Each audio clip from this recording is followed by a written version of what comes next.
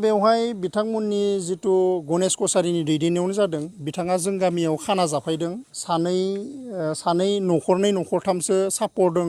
आरो बेखौ लानानै बिथाङा खामानि मावदों बिनि गुन्डागिरिखौ बाहायदों आरो बेवहाय आंनि न'आव माने फ्लेग दैखांदो बियो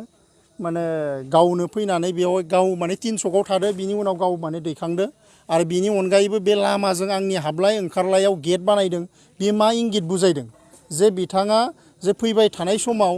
जोंजों जे माने नारा नाथा मोजां भाबै जुजिनाया बेलेग खोथा किन्तु बियो हिंसानि लामायाव लादों बेखौ आं माने सानदों ओंखायनो बिथांखौ माने पुलिस प्रशासना फैदों आरो बिथांखौ जों दाबि जनायदों जे बिथांखौ गणेश कछारीया जितिया फायदों आरो खाना जानानै बिखौ खामानिखौ मावदों बिथांनि नेतृत्वआवनो जादों ओंखायनो बिथांखौ थाबैनो एरेस्ट खालामनांगौ होननानै आङो माने एसडिसि आरो माने सिभिल एसडिअ आरो आङो माने पुलिस प्रशासनखौ जनायदों गैयामोन आं गुबुन साइडआव माने जोंनि कर्मिफोरजों एसे सावरायहैबाय थादोंमोन बे समावनो बेबायदि खामानिखौ मावनानै गालांदों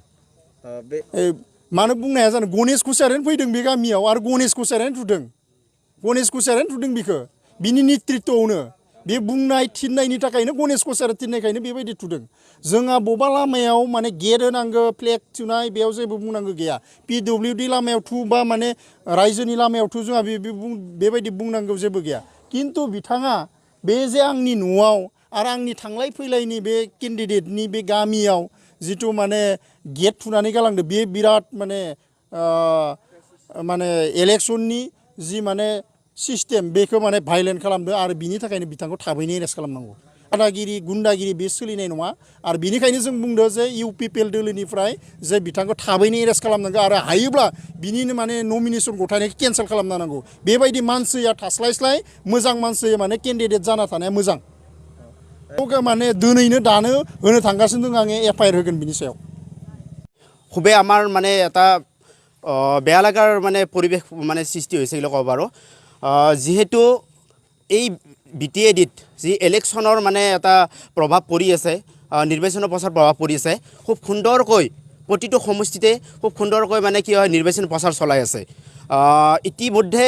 যি 29 নং শুক্লা সভাৰ সমষ্টিত আজি 22/10/2020 আজিৰ দিনত বিপিএফৰ কৰ্মীসকলে আহি যে 29 নং শুক্লা সভাৰ সমষ্টিত ইউপিপিএলৰ প্ৰাৰ্থী প্ৰদীপ নাৰ্জাৰী তেখেতৰ বাসগৃহত তেখেতৰ ঘৰত আপোনালোকে চাই লওক তেখেতৰ ঘৰত এইটো তেখেতৰ ঘৰ হয় এই ঘৰতে মানে কি কৰিছে ফ্লেগ মাৰিছে অকল তেখেতৰ ঘৰতে নহয় তেখেতে যিটো মানে কি হয় মানে আহে সেই ৰাস্তাটোত সন্মুখতে কি কৰিছে পতাকাৰে একেবাৰে এখন গেট বনাই দিছে এইটো একচুৱেলি কি ইংকিত দিব বিচাৰিছে এইটো খুবেই মানে এটা মানে আমি বেয়া পৰিৱেশ বুলি ধৰিছোঁ তেখেতসকলে সুন্দৰকৈ মানে তেখেতৰ যিটো মানে নীতি নিয়ম সিহঁতে মানে ফ্লেগ হওক বা কিবা নিৰ্বাচনৰ প্ৰচাৰ চলাই যাক আমাৰ ক'বলগা একো নাই সকলোৱে নিৰ্বাচনৰ প্ৰচাৰ চলাই আছে কিন্তু যিটো মানে এটা বেয়া ইংকিত বুলি ক'ব পাৰিম সিহঁতৰ কি মানে এইটো কি ক'ব বিচাৰিছে ৰাইজক যিহেতু মানে কি হয় এখন পতাকা নিজৰ মানে কি হয় ইউপিপিএলৰ পাৰ্টি মনোনীত প্ৰাৰ্থী প্ৰদীপ নাৰ্জাৰীৰ ঘৰত মানে কি হয় মাৰি থৈ গৈছে আমি প্ৰশাসনক ইতিমধ্যে মাতিছোঁ প্ৰশাসনে উপস্থিত হৈছে আমাৰ মাজত প্ৰশাসনে এখন পতাকা উলিব মানে কাৰণে চেষ্টা কৰিছিল এইটো আমি মানি লোৱা নাই তেখেতসকলে যিসকল কৰ্মী মানে ইয়াত মানে এইটো কাম কৰিছিল তেখেতসকলে আহি খুব সুন্দৰকৈ আমাৰ মাজত মানে সকলো মিলাপ্ৰীতি আছে আমাৰ মাজত তেখেতসকল খুব সুন্দৰ উলি কাৰণে ইয়াত উলি দিব লাগে আৰু আমাৰ মাজৰ পৰাই এটা ভাল বাৰ্তা তেখেতসকললৈ নিশ্চয় যাব बे समाव जोङो जोंनि 29 नं शुक्ला सेरफां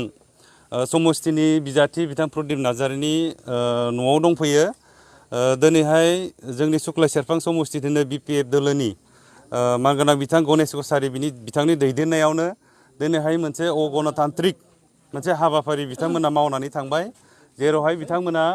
केन्डिडेटनि बे न'सुङावनो न'आवनो सिथ्लायावनो गावसोरनि फ्लेगखौ बिरहोनानै बेवहाय गलांदों थुनानै गलांदों आरो बिनि सोलायैबो बिथांमोना जाय लामाजों केन्डिडेटआ अराय थांलाय फैलाय खालामो बे लामाजोंनो बिसोरो फ्लेगजोंनो गावसोरनि फ्लेगजोंनो मोनसे गेट बानायना दोनदों जेरावहाय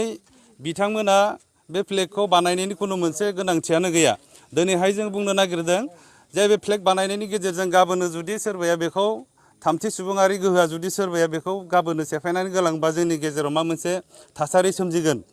बिथांमोना बेखौ साननो हायाखै नामा दिनैहाय गणेश कछारी बिथांखौ जों बुंनो लुबैदों जे बिथांमोना दिनैनि जि इलेक्सन जानो थांगासिनो दङ बेवहाय मोजां थासारि बिथांमोना लुबैदोंना लुबैयाखै दिनैहाय 40टा समस्तियाव जोङो नुबोदों जेरावबो मोजां मोनसे माने इलेक्सननि फोसावदिंनाय हाबाफारिया जागासिनो दङ आरो जोंनि सुक्लाय सेरफाङावबो बेबायदिनो मोजां थासारिया सोलिबाय थादोंमोन बिजाब फोसावदिंनाय हाबाफारिया खिन्थु दिनैहाय बिथांमोना जि मोनसे आखु दिन्थिबाय बे आखु दिन्थिनायनिफ्राय जोङो बुंनो लुबैदों जे बिथांमोना थारैनो मोजां मोनसे थासारिखौ लुबैयाखै दा बिनिखायनो जों फैबाय थानाय समाव बिथांमोनखौ सांग्रांथि होदों जाहाथे बेबायदि हाबाफारिनिफ्राय बिथांमोना गोजानाव थायो आरो दिनैहाय जोङो बुंदों दिनै बिथांमोना जेरैबायदि बे बिजाथिनि जि लांगोनायाव न'आव बे फ्लेगखौ थुफैदों बिथांमोना गावसोरनो फैनानै बे फ्लेगखौ माने बोखारफैनांगौ जोङो गोख्रों रावजों बिथांमोनखौ सोंखारिदों बिथांमोना फैयागौ मानि जोङो दिनैहाय प्रखाखनखौबो जों बेखौ फुनो होनाय जायाखै बिथांमोना गावसोरनो फैनानै बेहाय कमप्रमाइस खालामफैनांगौ होननानै जों बुंदों प्रखाखना माबाफोर फोरमायदों नामा बे फ्लेगनि बिखय प्रखाखना गावसोरनि आयेन बायदियै गावसोरनि खामानिखौ मावलांगोन होननानै बुंदों आरो बे फ्लेगखौ फुनो नागिरदोंमोन खिन्थु दिनैहाय जोङो बुंदों जे बे समाव बिथांमोना जेरैबायदि थुनानै थांफैबाय बेबायदिनो फैनांगोन होननानै जोङो प्रखाखनखौबो खावलायनाय जादों